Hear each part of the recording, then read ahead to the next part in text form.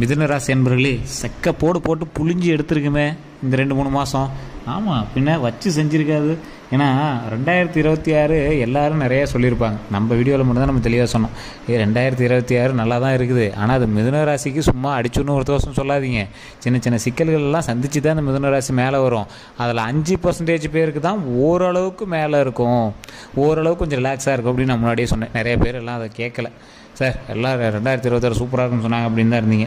சரி சார், இனி வரக்கூடிய காலகட்டம் எப்படி இருக்கும்போது சனி பயிற்சி மாறினுச்சு, அது மாறினுச்சு, இது மாறிச்சு, தமிழ் வருட பிறப்பே வரப்போகுது. இப்போ ஏப்ரல் மாதம் வந்துருச்சு, இன்னும் ஒரு 5 நாளில் ஏப்ரல் பிறக்க போகுது, 3 நாளில் ஏப்ரல் பிறக்க போகுது. எப்படி இருக்க போகுது அப்படின்னு கேட்குற உங்களுக்கு தான் இந்த வீடியோ.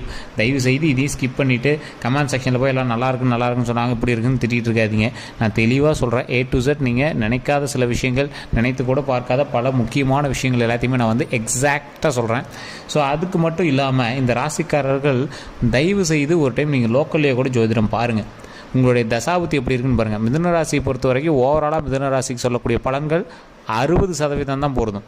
ஏன் சார் அப்புறம் எல்லாம் யூடியூப்பில் சொல்லிட்டு இருக்கிறாங்களே அது பொருந்தது இது பொருந்தது? நான் ஓப்பனாக சொல்கிறேங்க, நீங்கள் லோக்கலில் பார்க்கக்கூடிய ஜாதகம் மட்டும்தான் செட் ஆகும். இல்லையா, உங்களுக்கு லோக்கலில் பார்க்க சாட்டிஸ்ஃபை ஆகலை அப்படின்னா கீழே நம்பர் கொடுத்துட்டு நீங்கள் அந்த நம்பருக்கு ஃபோன் பண்ணி பேசிடுவோம். நீங்கள் ப்ரொமோஷன் நினச்சாலும் பிரச்சனை இல்லை. ஏன்னா மேஷ ராசி, ரிஷப ராசி, மிதுன ராசி, இந்த மாதிரி ராசிகளுக்கு எல்லாமே வந்து பார்த்திங்கன்னா ஒவ்வொருத்தரும் வந்து பார்த்திங்கன்னா ராசிகளுக்கு வந்து இவங்க சொல்கிறாங்க அந்த ராசி மாதிரி எல்லாமே நடந்துடும், 100% நடந்துடும் அப்படிங்கிற மாதிரி நிறைய பேர் நினைப்பாங்க. ஆனால் இந்த மிதுன ராசிக்காரர்களுக்கு மட்டும் கம்ப்ளீட்டாக செக் பண்ணி பார்த்தீங்க அப்படின்னா மிதுன ராசிங்கிறது மட்டும்தான் ஒன்று. மற்ற எல்லாம் டிஃப்ரெண்ட்டு. தசாபுத்தி வேறு, நட்சத்திரம் வேறு, பிறந்த தேதி வேறு, பிறந்த நேரம் வேறு, பிறந்த ஊர் வேறு, உங்களோட பிரயாணிக்கக்கூடிய மற்ற ராசிகள் வேறு. அப்போ என்ன பண்ணுது, இந்த மேஷம், ரிஷபம், அதுக்கப்புறம் 3வது ராசியான இந்த மிதுனம், இது எல்லாமே இந்த 3மே ஒரே மாதிரி தான். இந்த 3 ராசியுமே வந்து ஒற்று ராசிகள் மாதிரி. உங்களோட வேறு ஏதாவது ஒரு ராசிகள் இருக்குது அப்படின்னா அந்த ராசி மாதிரி இது செயல்பட ஆரம்பிச்சிடும். உங்களை யாராவது ஒருத்தர் ட்விஸ்ட் பண்ணா அப்படின்னா நீங்கள் ஆட்டோமேட்டிக்காக மைண்டு மாறிடுவீங்க. உங்கள்கிட்ட ஒருத்தர் அன்பாக பேசினா அப்படின்னா நீங்கள் அவனுக்கு பாவம் பார்ப்பீங்க. உங்கள்கிட்ட ஒருத்தர் வந்து பாசமாக பேசினா அப்படின்னா நீங்கள் அவனுக்கு ரொம்ப கரிசனமாக இருப்பீங்க. உங்கள்கிட்ட ₹1 கொடுத்து ஒரு ஹெல்ப் பண்ணா அப்படின்னா நீங்கள் ரொம்ப நன்றி கடனாக ₹100 கொடுப்பீங்க. அந்த மாதிரி நீங்கள் ஒரு மற்றவனால் ஈஸியாக அட்ராக்ட் ஆகக்கூடிய ஒரு ஆள். ஸோ ஈஸியாக வந்து உங்களை கேன்வாஷ் பண்ணிடுவாங்க. அதை தான் நான் சொல்கிறேன், ஈஸியாக உங்களை ஏமாற்றிடுவாங்க அப்படிங்கிறத நான் இப்படி கொஞ்சம் தெளிவாக சொல்கிறேன்.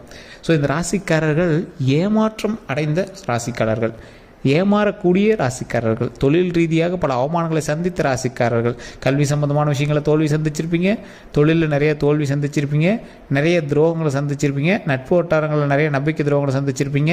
அதேமாதிரி குடும்ப ரீதியான விஷயங்கள் நிறைய சிக்கல்களை சந்தித்து தான் நீங்கள் வந்து ஒவ்வொரு விஷயமாக சரி பண்ணிட்டு வருவீங்க. ஸோ இந்த மாதிரி விஷயத்தில் இருக்கும்போது இந்த ராசிக்காரர்களுக்கு ஒரு அன்பு, பாசம், இந்த மாதிரி விஷயங்கள்லாம் நிறையாவே வந்து தேவைப்படும். அப்போ வந்து உங்களை அப்படியே கொஞ்சம் அப்படியே பூஸ்டப் பண்ணணும். அதெல்லாம் ஒன்றும் சரியாயிடும், அது இதுன்னு உங்களை வந்து பூஸ்டப் பண்ணால் மட்டும் தான் நீங்கள் வந்து சரியாவீங்க. ஸோ இந்த மாதிரி ராசிக்காரர்கள் தயவுசெய்து இனி வரக்கூடிய காலகட்டங்களில் கொஞ்சம் பொறுமையாகவும் நிதானமாக செயல்பட வேண்டிய ஒரு அவசியமான ஒரு நேரமாக இருக்குதுங்க. உங்களுக்கு வேறு யார்ட்டையும் ஃபோன் பண்ணி பேசணும், சார் ஜோதிடரை பற்றி தெரிஞ்சுக்கணும் அப்படின்னா கீழே நம்பருக்கு நீங்கள் ஃபோன் பண்ணி தெரிஞ்சுக்கலாம். அதுக்கு நீங்கள் ஃபோன் பண்ணும்போது பிஸின்னு இருந்துச்சுன்னா தயவு செய்து வெயிட் பண்ணி பண்ணுங்கள். இல்லைனா வாட்ஸ்அப்பில் டீட்டெயில் போட்டு வைங்க, உங்களுக்கு அப்பாயின்மெண்ட் கொடுப்பாங்க. நிறைய பேர் திட்டுறீங்க, சார் பிஸியாக இருக்குன்னே வருது அப்படின்னு. ஸோ கொஞ்சம் நிறைய பேர் அட்டன் பண்ணுறதுனால பிஸியாக இருப்பாங்க. ஸோ தயவுசெய்து வெயிட் பண்ணி பண்ணுங்கள். இது அட்வர்டைஸ்மெண்ட் பர்பஸாக நீங்கள் வச்சுக்கலாம், ப்ரொமோஷன் பர்பஸாக நீங்கள் வச்சுக்கலாம். மிதுன ராசிக்காரர்களுக்கு ஏப்ரல் மாதம் நிலவக்கூடிய கிரக அடைப்பின்படி அதிர்ஷ்டமோ யோகமோ சில பலன்களாக உங்களுக்கு வந்து இருமடங்காக கலந்து தான் வருதுங்க. கிட்டத்தட்ட எல்லா கிரகங்களும் சாதகமாக இருந்தாலும் சில விஷயங்கள் வந்து உங்களுக்கு கொஞ்சம் எச்சரிக்கையான சில விஷயமாக இருக்குதுங்க. தொழில், குடும்ப வருமானம், இந்த மாதிரி பல வகையான எதிர்பார்ப்புகள் நிறைவேறுமா, மகிழ்ச்சி அதிகரிக்குமா, அதே போல் முன்னேற்றம் காண்பீங்களா அப்படிங்கிறதான் இந்த வீடியோவில் நம்ம பார்க்க போகிறோம். சரி, இந்த ராசிக்காரர்களுக்கு ஏப்ரல் மாதம் அப்படிங்கிறத விட இன்னையிலேருந்து 15 நாட்கள் எப்படி இருக்குது, சாதகமான விஷயங்களாக இருக்க போதா அப்படின்னு பார்த்தா மிதுன ராசினருக்கு ஏப்ரல் மாதம் பொற்காலமாக இருக்குங்க. நினைத்த காரியங்கள் எல்லாமே நடக்கக்கூடிய ஒரு நேரம். அது மட்டும் இல்லாமல் முயற்சிகள் உடனடியாக கைகூடும். குடும்பத்தில் மகிழ்ச்சி அதிகரிக்கும். கடந்த சில நாட்களாக வக்கரமாக இருந்த ராசி அதிபதி புதன் ஏப்ரல் மாதத்தில் வந்து வக்கர நிவர்த்தி அடைகிறாங்க. மனக்குழப்பம் நீங்கும். அதே மாதிரி மனக்குழப்பம் எல்லாமே விளைக்கிறோம், நீங்கள் கவலையே பட தேவையில்லை. தடைகள் எல்லாமே நீங்குதுங்க. சொத்துக்கள், வீடு சார்ந்த விஷயங்கள் எல்லாமே இந்த குழப்பம் வந்து விலகுதுங்க. திடீர் அதிர்ஷ்டம், அதே போல் திடீர் அதிர்ஷ்டம் மூலமாக ஆதாயம் கண்டிப்பாக உண்டு. குழந்தைகளால் மகிழ்ச்சி உண்டாகும். திருமண பேச்சுவார்த்தை வந்து கண்டிப்பாக கைகூடும். காதல் திருமணம் இருக்குது அப்படின்னா தயவு செஞ்சு அவங்க கொஞ்சம் பொறுமையாக நிதானமாக பண்ணிங்க அப்படின்னா பெற்றோர்களோட ஒப்புதலோடு நடக்கக்கூடிய வாய்ப்பு இருக்குது. அதனால் இந்த காதல் பண்ணுறவங்க மட்டும் கொஞ்சம் வெயிட் பண்ணுங்கள். கையை கூட்டிகிட்டு ஓடுறதோ அந்த மாதிரி விஷயங்கள்லாம் தயவு செய்து இப்போ பண்ணாதீங்க. பெற்றோர்களே சம்மதித்து ஓகே அப்படிங்கிற ரேஞ்சுக்கு வரக்கூடிய காலகட்டங்கள் இருக்குது. ஸோ கொஞ்சம் பொறுமையாக நிதானமாக பண்ணிங்க அப்படின்னா நன்மை உண்டு. திடீர் அதிர்ஷ்டங்க. திடீர் அதிர்ஷ்டம்னா என்ன, ரோட்டில் போய்ட்டு வந்து கோடி கோடியாக பணம் கொடுப்பானா அப்படிலாம் கிடையாது. ஏதோ ஒரு வகையில் உங்களுக்கு வந்து ஓரளவுக்கு பழசை கம்பேர் பண்ணும்போது ஒரு அதிர்ஷ்டமான விஷயங்கள் நடக்குதுங்க. இதெல்லாம் உங்களுக்கு நடக்குதுன்னு நினச்சிங்களா? நடக்குது. நல்ல விஷயங்கள், மகிழ்ச்சி தரக்கூடிய விஷயங்கள், உங்களை வந்து ஒரு சிலிர்ப்பூட்டி மகிழ்ச்சி தரக்கூடிய விஷயங்கள்லாம் வந்து உங்களுக்கு நடக்க இருக்குதுங்க.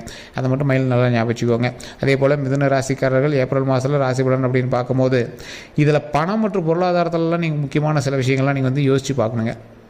பொருளாதார விஷயத்தில் கண்டிப்பாக வளர்ச்சி உண்டுங்க. ஆனால் அந்த வளர்ச்சி எதை நோக்கி நீங்கள் பிரயாணம் பண்ணணும் அப்படிங்கிறது யோசிச்சுக்கோங்க. பொருளாதாரத்தை கைக்கு வருது அப்படின்னா அதுக்கு தகுந்த மாதிரி நீங்கள் செலவு பண்ணிகிட்டே இருப்பீங்க. மிதுன ராசிக்கு என்றைக்குமே சம்பாதிச்ச காசுலாம் கையில் வச்சுலாம் நீங்கள் வந்து பார்த்துருக்கவே மாட்டீங்க. அப்படி அப்படியே மூவ் பண்ணிட்டு தான் இருந்திருப்பீங்க. தொழில் வியாபாரத்தில் பெரிய லாபங்கள் வந்து கண்டிப்பாக கிடைக்குங்க. அதே மாதிரி வராமல் இருந்த தொகை, உங்களுக்கு கையில் வந்து வர வேண்டிய அமௌண்ட்டு, ரொம்ப நாளாக வசூலாகாமல் இருந்த அமௌண்ட்டு, இது எல்லாமே வசூலாகக்கூடிய ஒரு காலகட்டமாக அமையுதுங்க.